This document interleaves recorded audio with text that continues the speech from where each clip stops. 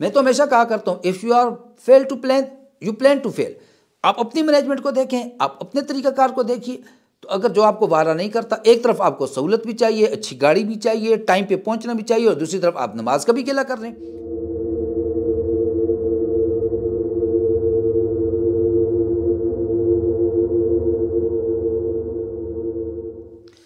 السلام علیکم ورحمۃ اللہ وبرکاتہ. بسم اللہ الرحمن الرحیم. نحمدہ ونصلی علی رسولہ الکریم. اما بعد فاعوذ باللہ من الشیطان الرجیم.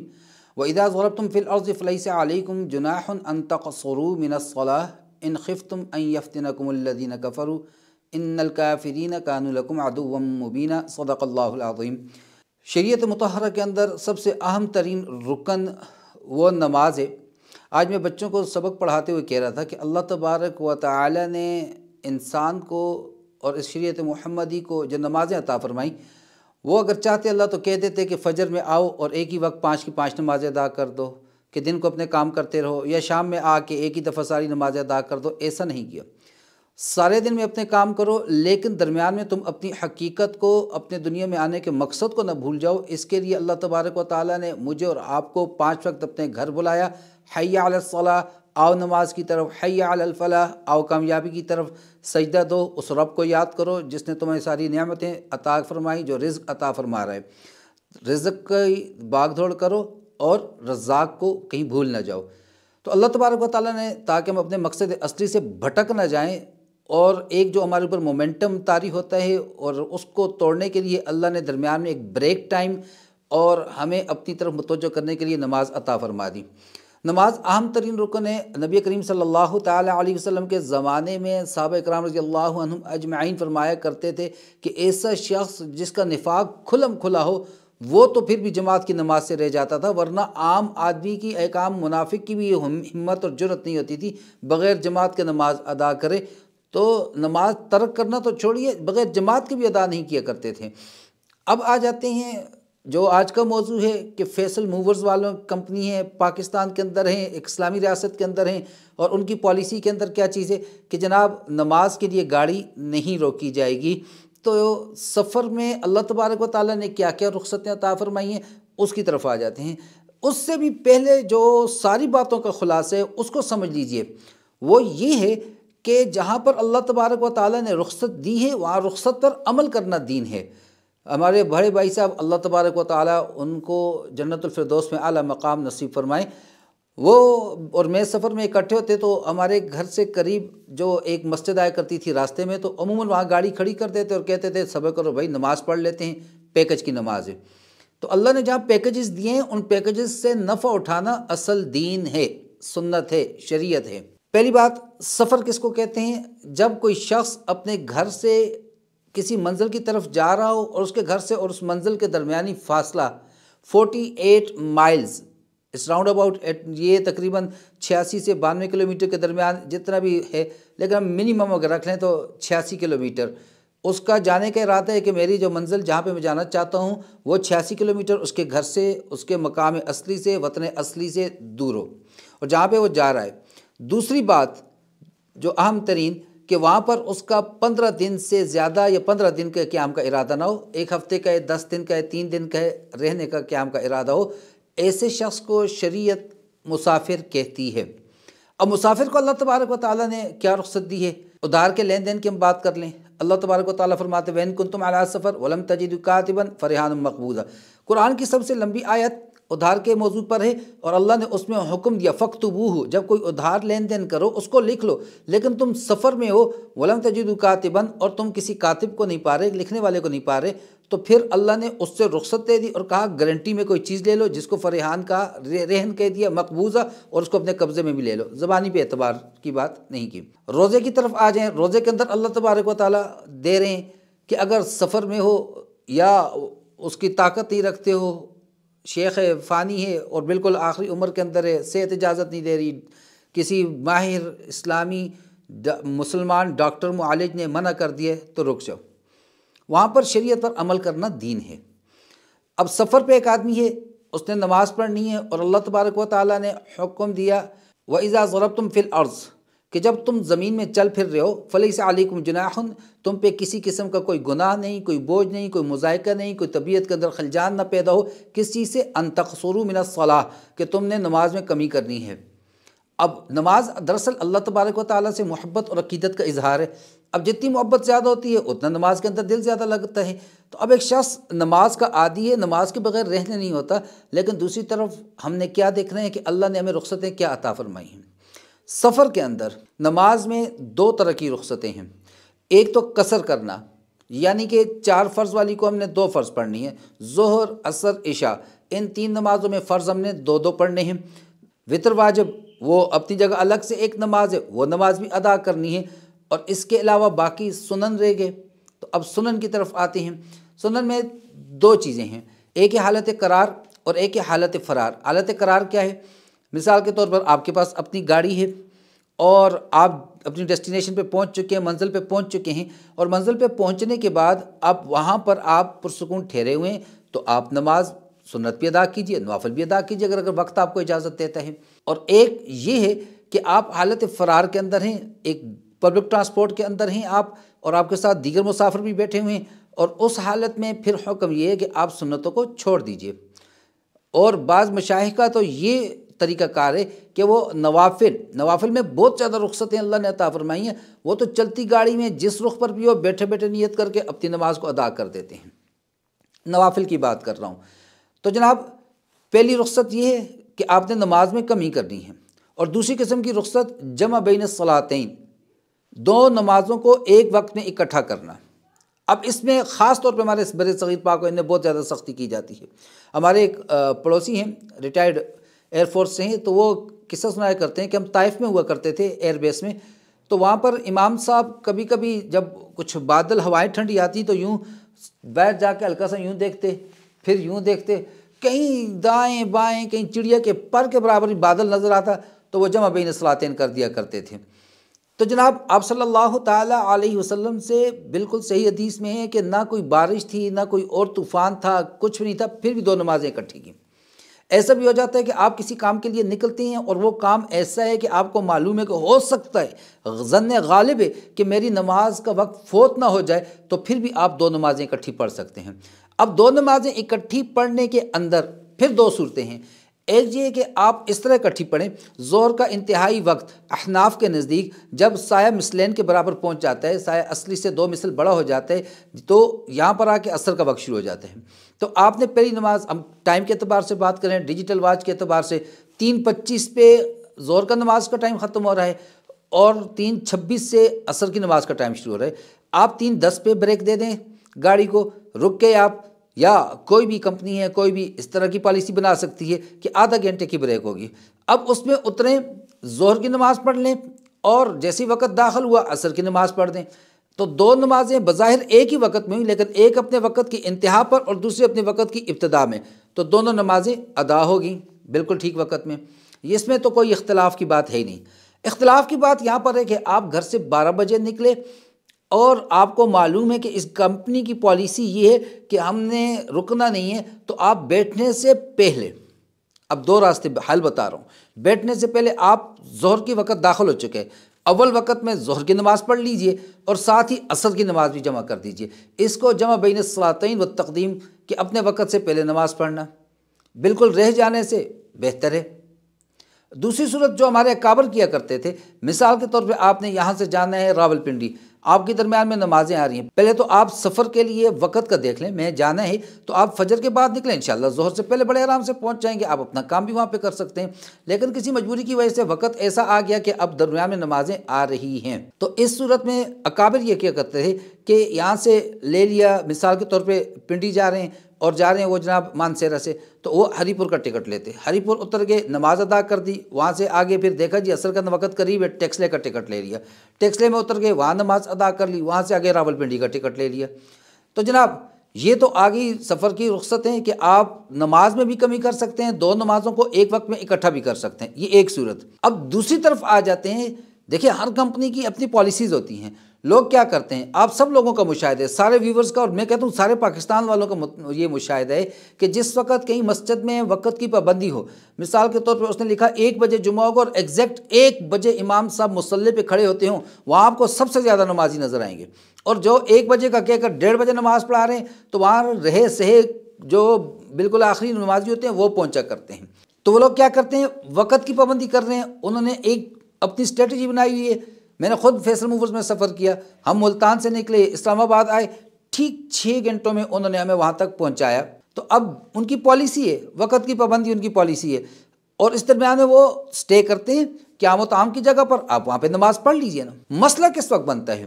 مسئلہ اس وقت بنتا ہے کہ جس وقت ہم سفر پر نکلتے وقت پلاننگ نہیں کرتے اپنی نمازوں کی۔ دوسرا، نماز کے لیے گاڑی کھڑی ہو جاتی ہے، لیکن اب میں آپ کو بتاتا ہوں مسافر کرتے کیا ہیں، اور یہ آپ سب کا مشاہدہ ہوگا، نہیں ہے تو آپ دیکھ لیجئے گا کہ مسافر صاحب گاڑی سے اتریں گے، پہلے لازمی طور پر وہ بیت الخلاء کی طرف جائیں گے۔ اب بھائی اگر آپ نے اس سے پہلے اب ہے نیچرل کال ہے، اس وقت حاجت ہے، پھر تو آپ جائیے واش روم، پیشاب پخانہ بھی کیجئے، استنجا بھی کیجئے، وضو بھی کیجئے، اور اگر ایسا نہیں ہے، ہوا خارج ہونے سے استنجے کی ضرورت نہیں، یا آپ نے کہیں پہلے کہیں پیشاب کیا تھا، استنجا کیا تھا، اب دوبارہ اس کی ضرورت حاجت نہیں ہے، آپ ڈائریکٹ وضو کیجئے اور وضو کر کے اپنی 2 رکعت نماز پڑھ لیجئے، ظہر کی اگر نماز ہے۔ شریعت دیکھیں کتنی آسانی کا معاملہ کرتی ہے۔ نماز جنازہ ہے اور یہ حد سے کہ وضو کے لیے جاؤں گا، نماز فوت ہو جائے گی، تیمم کی اجازت دیتی ہے، عیدین میں تیمم کی اجازت دیتی ہے، جبکہ پانی موجود ہے۔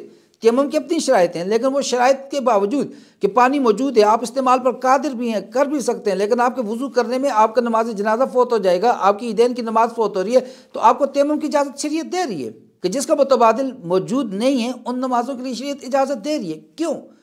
شریعت نام ہی آسانی کا ہے۔ آپ صلی اللہ تعالیٰ علیہ وسلم نے کیا فرمایا؟ یسروا ولا تعسروا، آسانیاں پیدا کرو، مشکلیں نہ پیدا کرو، بشروا، خوشخبریاں سناؤ، ولا تنفروا، اور ڈراؤ نہیں۔ تو جناب پہلی بات، پاخانہ پیشاب کرنا ہو نہ کرنا ہو، استنجا خانے ضرور جائیں گے، پھر واپس آ کر بیٹھیں گے، کوئی شک نہیں، کوئی شک نہیں، مسواک بہت اہم سنت ہے، لیکن ایک طرف مسواک ہے اور ایک طرف آپ کے ساتھ 40 سواریاں بیٹھی ہیں، تو سنت میں سب سے بڑی سنت یہ ہے لوگوں کو اذیت سے بچانا۔ تو آپ مسواک کے لیے بھی گھنٹہ نہیں، بس آپ سنت کے طور پہ ایسے بھی، حتیٰ کہ آپ نے انگلی سے بھی کر دیا ایسے وقت میں، تو آپ کے مسواک کے حکم میں وہ ادا ہو جاتی ہے، بے شک آپ پوچھ لیجئے۔ تو اب جب کہ ہم پھر وہاں پر بیٹھتے ہیں، وہ آدمی مسواک لے کے بیٹھے گا، میں خود یہ کیا ہے میں نے کہ میں وضو کر کے نماز پڑھ کے آ گیا، ابھی حضرت جی کا وضو مکمل نہیں ہوا، تو جناب ادھر کمپنی والے اگر وہ آپ کو کہتا ہے جی آؤ جی چلو جی، آپ تو اس پہ کفر کا فتویٰ لگا دیں گے۔ ہمارے پاکستان کے سب سے بڑے مسائل میں سے ایک مسئلہ یہ بھی ہے کہ ہم کسی کو کافر کہنے میں جھجکتے بھی نہیں ہیں، تو آپ نے کفر کا فتویٰ، ہو سکتا ہے کہ آپ ان کی گاڑی توڑنے پر بھی آ جائیں، لہذا وہ بیچارہ چپ ہو جاتے ہیں کہ بولتا ہوں تو اسلام سے خارج کر دیں گے، نہیں بولتا ہوں تو ادھر نوکری سے خارج کر دیں گے، اس بیچارے کو نہ جائے ماندہ نہ پائے رفتن والی بات ہو رہی ہے۔ ایسا نہ کیجیے، فیصل موورز نے پالیسی بنائی ہے، بے شک آپ بائیکاٹ کیجیے۔ اب مجھے بتائیں ٹرین کون سی نماز کے لیے کھڑی ہوتی ہے، ہوائی جہاز کون سی نماز کے لیے کھڑا ہوتا ہے، تو پھر کیوں ایک فیصل موورز کو لے کر اس کے پیچھے پڑے ہوئے ہو؟ آپ ان کی پالیسیوں پہ اعتراض کر رہے ہو، آپ اپنی پالیسی پہ نہیں کر رہے ہو، آپ اپنی جو مینجمنٹ ہے اس میں جو کمی ہے، جو فیلئر ہے اس پہ بات نہیں کر رہے ہو، آپ اپنی پلاننگ کی فیلئر پہ بات نہیں کر رہے ہو، تو آپ کمپنی کی پالیسی پر جنہوں نے پہلے سے کہا ہوا ہے، انہوں نے سب مینشن کیے ہوئے، آپ کو نہیں وارا کرتا، آپ کو نہیں فائدے میں آتا، آپ کو نہیں سمجھ میں آتا، نہ جاؤ ان کے ساتھ، کیوں خواہ مخواہ بلیم کیے جا رہے ہو؟ اور مسئلہ پھر اگلا نماز کے نہیں ہے، نماز کے بعد ہمارے حضرت جی نے، ہمارے پیر صاحب نے جو اوراد بتائے ہیں، جو اذکار بتائے ہیں، جب تک ہم نے وہ سارے مکمل نہیں کرنے، ہم نے بھی جگہ سے نہیں اٹھنا، ورنہ تو ہم بھی پیر کے ناخلف قسم کے جو ہیں وہ خلیفہ بن سکتے ہیں۔ تو اب جی نماز کے بعد آیت الکرسی، کہیں پر یہ نہیں کہا کہ بس اٹھنا نہیں ہے، وہیں پہ بیٹھ کے پڑھنا ہے، ٹھیک ہے؟ اور پھر یہ بھی یاد رکھیے، احادیث کے مجموعے کو اٹھا کر دیکھیے، ہر وہ شخص جو ایک عمل کا پابندی کے ساتھ عامل ہو، ہر نماز کے بعد وہ آیت الکرسی پڑھتا ہے، مخصوص اوراد کرتا ہے، اور کسی وجہ سے اس سے وہ رہ گئے، وہ بیمار تھا نہیں کر سکا، سفر تھا نہیں کر سکا، اللہ اپنے کرم سے، اپنے فضل سے اس کے نامہ اعمال کے اندر اس عمل کا جو اس کا وہ پابند ہو ثواب لکھ دیتے ہیں۔ یہ اللہ کا کرم ہے۔ جب اللہ اتنے مہربان ہیں، اتنے کریم ہیں، اتنے آسانی والا ہمیں دین عطا فرما دیا، اتنی زیادہ ہمارے لیے اللہ نے آسانیاں کر دی، تو پھر ضرورت کیا ہے بھائی کہ دوسروں کو بلیم کرنے کی؟ میں تو ہمیشہ کہا کرتا ہوں، if you are fail to plan, you plan to fail. آپ اپنی مینجمنٹ کو دیکھیں، آپ اپنے طریقہ کار کو دیکھیے، تو اگر جو آپ کو وارہ نہیں کرتا، ایک طرف آپ کو سہولت بھی چاہیے، اچھی گاڑی بھی چاہیے، ٹائم پہ پہنچنا بھی چاہیے، اور دوسری طرف آپ نماز کا بھی گلہ کر رہے ہیں، تو پھر ایسا نہ کیجیے نا، کیوں کسی کو بلیم کر رہے ہیں؟ یہ تو آ گئی۔ اور پھر شریعت جب سفر میں جب اجازت دیتی ہے، رخصت پہ عمل کرنا دین ہے، پھر رخصت پہ عمل کیجیے نا۔ دو نمازوں کے اکٹھا کر سکتے ہیں، وہ خواہ ظاہراً ہو، شکلاً ہو یا عملاً ہو، تقدیم بھی کر سکتے ہیں۔ جب اتنی آسانیاں شریعت نے دی ہوئی ہیں، اور یہ صرف ہمارے بر صغیر پاک و ان میں حد سے زیادہ، اب وہ حدیث اکثر فضائل اعمال کے اندر بھی کوٹ ہوئی ہے، تو کہ وہ شخص جس نے دو نمازوں کو ایک وقت میں جمع کر لیا، گناہ کبیرہ کے دروازوں میں سے ایک دروازے پر پہنچ گیا، کوئی شک نہیں۔ لیکن کیا یہ حدیث کے آگے یہ بات لکھی ہوئی ہے، یا اس کے نیچے فائدے میں یہ بات لکھی ہے کہ یہ عام آدمی کا حکم ہے جس نے سستی کاہلی کی وجہ سے ایسا کیا، یا یہ مسافر کا حکم ہے یا مریض کا حکم ہے؟ کسی نے ایسا دیکھا کبھی؟ نہیں ہے نا، تو پھر کیوں ہم اس پہ بحث کر رہے ہیں؟ آپ اللہ تبارک و تعالیٰ نے ہمیں نماز عطا فرمائی، کس لیے؟ اقیم الصلاۃ لذکری، نماز قائم کرو میری یاد کے لیے۔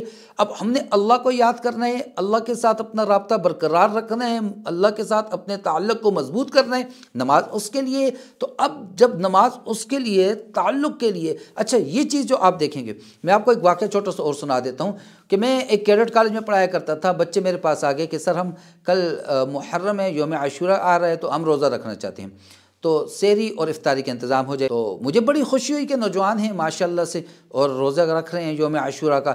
میں چلا گیا ہمارے پرنسپل صاحب کے پاس، پرنسپل صاحب وہ ایئر فورس سے ریٹائرڈ تھے، اسی ٹیچنگ کیڈر سے، تو انہوں نے مجھے کہا کوئی روزے کی اجازت نہیں ہے، جس نے رکھنا ہے اپنے لیے سحری کا انتظام کرے۔ مجھے بڑا دکھ ہوا، میں نے کہا دیکھو یار اسلامی ریاست، دیکھو یہ کر کیا رہا ہے بندہ، اس کو میں بھی سیدھے اس کو کفر کا فتویٰ لگانے والا تھا۔ پھر انہوں نے جو مجھے بات سمجھائی، انہوں نے کہا ہے کہ یار بات سنو بابر، فرض نماز تو یہ پڑھتے نہیں ہیں، اور یہ ایک نفلی روزے ہیں، اس کے لیے یہ اتنا زیادہ بلیم کر رہے ہیں اور اتنا زیادہ یہ شور کر رہے ہیں، لہٰذا ان کو اپنے حال پہ چھوڑ دو، دیکھنا یہ اپنا انتظام خود کر لیں گے۔ اور پھر لڑکوں نے ایسے ہی کیا، کچھ نے رات کو اپنے لیے رکھ لی چیزیں، کچھ نے روزہ رکھ لیا، کچھ نے قربانی دے دی، بھوکا رکھ لیا، کچھ نے رکھا ہی نہیں۔ بہرحال خلاصہ کلام اس وقت یہ ہے کہ انہوں نے جب منع کیا مجھے سمجھ آ گیا۔ تو شریعت میں ایک چیز ہوتی ہے، اس کو سد باب کہا جاتا ہے، کہ اگر اس چیز کو ابتداءً منع نہ کیا گیا تو انتہاءً اس کا نتیجہ انتہائی غلط ثابت ہوگا۔ جیسے اللہ نے نظر بازی سے منع کر دیا، قل للمؤمنین یغضوا من ابصارہم، کہ اے مومنو، ان سے آپ کہہ دیجیے ان مومنوں سے کہ اپنی نگاہوں کو نیچے رکھو، کہہ دیا کیوں؟ پھر اللہ نے نتیجے بیان کر دیے، وَيَحْفَظُوا فُرُوجَهُمْ، اور اپنی شرمگاہوں کی حفاظت کرو۔ تو جب اگر نگاہوں پہ پابندی نہیں کریں گے، سد باب کے طور پر اللہ نے کہا وَلَا تَقْرَبُوا الزِّنَا، زنا کے قریب بھی مت جانا، یہ نہیں فرمایا وَلَا تَزْنُوا، یہ نہیں فرمایا وَلَا تَعْمَلُوا الزِّنَا وَلَا تَفْعَلُوا الزِّنَا، نہیں، وَلَا تَقْرَبُوا الزِّنَا۔ تو جو زنا ہے اس کے قریب تو نہیں جانا، جو اس کی طرف لے جانے والی چیزیں ہیں ان کی طرف بھی نہیں جانا۔ اس کو شریعت سد باب کہتی ہے، شٹ اپ کال، شروع میں ہی اس کو روک دینا۔ بالکل اسی طرح سے میرے بھائیوں، ہر معاملے کو اتنا بڑا ایشو نہ بنایا کریں۔ اب یہ سد باب کے طور پر جب ان کو پتہ ہے کہ آج ہم نے اب 40 سواریاں ہیں، ایک کہ جی میرا وضو ابھی ہے، رک دیجیے میں نماز پڑھتا ہوں، ایک 20 کلومیٹر کے بعد کہہ دے، ایک 30 کلومیٹر کے بعد کہہ دے، تو انہوں نے رکھا ہے جہاں پہ جو بریک رکھی ہے وہاں بھی انسان ہیں، مسلمان ہیں، انہوں نے سوچ کے رکھی ہے ایسے ٹائم میں جہاں پر آپ دونوں نمازوں کو اکٹھا کر سکتے ہیں۔ تو جہاں پر شریعت اجازت دے رہی ہے، تقدیم کی اجازت دے رہی ہے، اور شریعت وہاں پر دونوں نمازوں کو اکٹھا کرنے کی بھی اجازت دے رہی ہے، تو پھر آپ کمپنیوں کو بلیم نہ کریں بلکہ اپنے اعمال کو دیکھیں۔ آپ پیر صاحب کے ورد کو چھوڑ دیجئے۔ اور ایک مزے کی بات آپ کو بتاؤں کہ جہاں پر ایسا موقع ہو، جیسے رائے بند کا اجتماع ہو رہا ہے یا حج کے ایام ہیں، کہ ایسا موقع ہے کہ مثال دے دیتا ہوں کہ وضو خانے میں وضو کرنے کے لیے 10 لوٹے ہیں، 10 ٹوٹیاں ہیں، پیچھے انتظار کرنے والے 100 آدمی کھڑے ہیں، تو وہاں پر حکم یہ ہے کہ فقط فرائض پورے کرو، ایک دفعہ چہرہ دو، ایک دفعہ بازو مسح کیا، پاؤں دھوئے، 60 پہ ہو جاؤ۔ یہ نہیں کہا کہ مسواک کرو کلی 3 بار، 3 بار ناک صاف کرنا، ہر روز کو 3 بار دھونا، سارے سنن مستحبات کا اہتمام کرنے کا وہاں پر حکم نہیں ہے۔ شریعت اسی کا نام ہے۔ اسلام کیوں دین فطرت ہے، کیوں نیچرل دین ہے؟ اس لیے کہ جو چیز ایک عقل سلیم کے اندر آتی ہے شریعت وہی کرنے کا کہتی ہے، ویسا ہی کرتی ہے۔ لہٰذا خلاصہ کلام یہ ہوا کہ فیصل موور کو بلیم نہ کرو، اپنے پلاننگ کو بلیم کرو، اور پھر سفر میں جو اللہ نے رخصتیں دی ہیں ان رخصتوں پر عمل کرو، تمہیں کسی سے کوئی گلہ شکوہ نہیں رہے گا۔ بیٹھ رہو، وضو کر کے بیٹھیے، اور تمہیں بعض ہوتے ہیں کہ ان سے وضو ان کا نہیں ٹھہرتا، ٹھیک ہے، جیسے ہی اترے اپنے 4 اندام، جس کو ہم 4 اندام کہتے ہیں، یا 4 اعضاء کو دو، وضو، نماز پڑھو، باہر نکلو، کوئی بھی اعتراض نہیں کرے گا۔ اب جب تم بیت الخلاء میں بھی جا رہے ہو، ظاہر سی بات ہے وہاں پبلک وہ ہوتی ہیں، ٹوائلٹس ہوتے ہیں وہاں پر، اس کے علاوہ بھی گاڑیاں کھڑی ہوتی ہیں، باری دیر سے آتی ہے، وضو میں دیر ہوتی ہے، پھر نماز میں دیر ہوتی ہے۔ 30 منٹ کا سٹے تھا اور 1 گھنٹے میں کنورٹ ہو جائے تو ان 30 منٹوں کو وہ کیسے کور کرے گا؟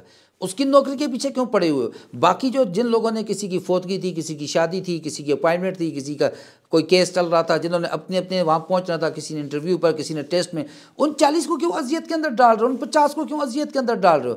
اور دوسروں کی اذیت، آپ صلی اللہ تعالیٰ علیہ وسلم نے کیا فرمایا؟ المسلم من سلم المسلمون من لسانہ و یدہ، مسلمان تو وہ ہے جس کے ہاتھ اور زبان سے دوسرا مسلمان محفوظ ہے۔ ہم کیا کر رہے ہیں؟ تو اس لیے کسی کو برا کہنے سے پہلے ایک مرتبہ اپنے گریبان کے اندر جھانک لیجئے۔ سفر پر نکلنے سے پہلے علماء مفتیان حضرات کے پاس بیٹھیے، سفر کے آداب سیکھیے، سفر کے مسائل اور احکام سیکھیے، پھر سفر شروع کیجئے، انشاءاللہ آپ کو کسی سے بھی گلہ نہیں ہوگا۔ اللہ تبارک و تعالی مجھے اور آپ کو سمجھ اور عمل کی توفیق عطا فرمائے۔ وما علینا الا البلاغ۔ السلام علیکم ورحمۃ اللہ وبرکاتہ۔